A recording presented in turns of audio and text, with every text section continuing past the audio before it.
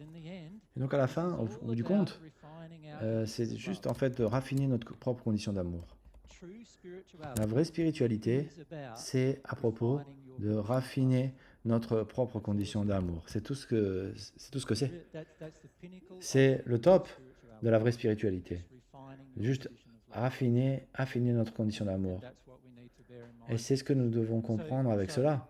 Donc, du coup, nous devons comprendre que toute la raison pourquoi ces parents attirent un petit enfant, cet enfant-là, c'est parce que eux, ils peuvent raffiner leur amour.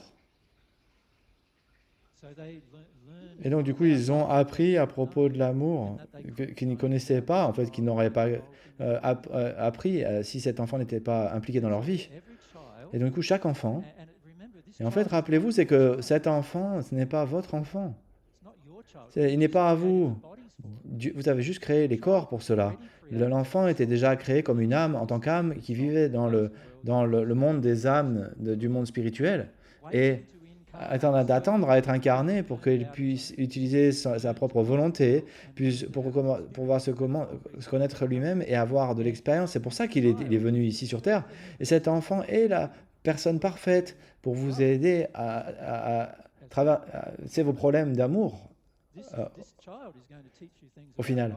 Cet enfant va vous apprendre des choses à propos de Dieu, à propos de l'univers que vous ne savez pas, non pas parce qu'il le sait ou pas, mais parce qu'il ne le sait pas en fait.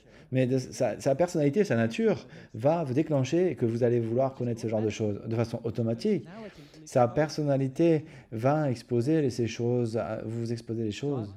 Et donc c'est la beauté du système. Je trouve que la vérité est toujours très belle, c'est toujours très aimant, très honnête, c'est très simple.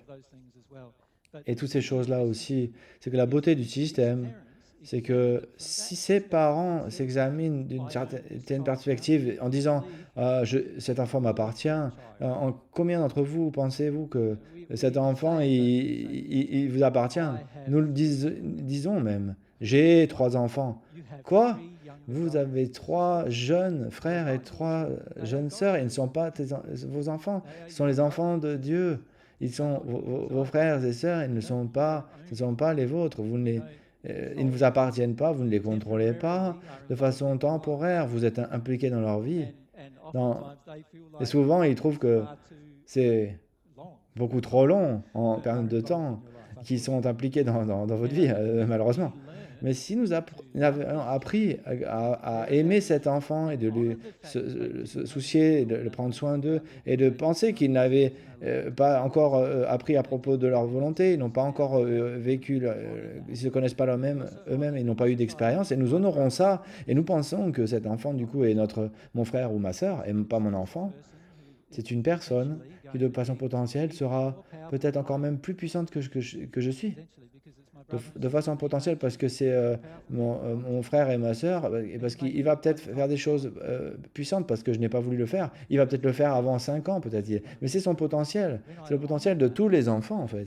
Si j'honore cela, je commence à raffiner mon amour. Et à la fin, de raffiner mon amour, c'est la vraie spiritualité. C'est toute la raison pourquoi Dieu a créé ce système, parce que nous arrivions à connaître l'amour. Et en particulier, que nous commencions à connaître l'amour de Dieu, en fait. C'est pour ça que Dieu l'a fait. Est-ce que ça fait sens pour vous? Donc, du coup, quand vous regardez les choses de cette façon-là, vous pouvez comprendre que toutes les interactions avec vous allez regarder toutes les interactions avec votre enfant au lieu de dire que j'ai entendu des parents me dire ça. Oui, j'ai traité mal mes enfants, mais ils ont choisi ça. Ils ont choisi de vivre avec moi. Et pour moi, c'est vraiment le top de la justification qui tolère ce genre d'attitude non aimante. De dire que quelqu'un a choisi d'interagir avec vous et que donc, du coup il méritait d'être maltraité de façon non aimante, c'est vraiment le top de le comportement non aimant. Et j'ai entendu beaucoup de gens qui croient dans la réincarnation me dire cela à moi. Donc, nous devons commencer à voir le monde d'une autre façon. C'est que chaque chose, je peux changer tout ce que je peux faire maintenant. Je peux faire un choix différent dès maintenant. Je n'ai pas à mettre de côté mes choix La seule raison pourquoi je vais mettre de côté mes choix et de faire quelque chose d'aimant, c'est parce que j'ai peur. La seule chose qui me fait que je ne vais pas être dans la vérité, c'est à cause de la peur. Pourquoi est-ce que je vais choisir de rester dans la peur? La seule raison pourquoi je veux rester dans la peur, c'est que parce que j'ai des émotions en moi qui font que ils justifient mes peurs. C'est la seule raison pour laquelle je le fais. Et je dois les confronter, ces émotions. Et donc, du coup, je peux devenir plus aimant. Et ce petit enfant qui a été attiré dans ma vie, c'est l'individu parfait qui va m'aider à confronter ce genre d'émotions, de confronter ces comportements non aimants. C'est la beauté de cela. C'est la beauté du système. Ça nous amène maintenant, c'est OK pour tout le monde? Pour répondre? Ça nous amène à la question de comment la loi d'attraction actuellement fonctionne et affine notre condition d'amour.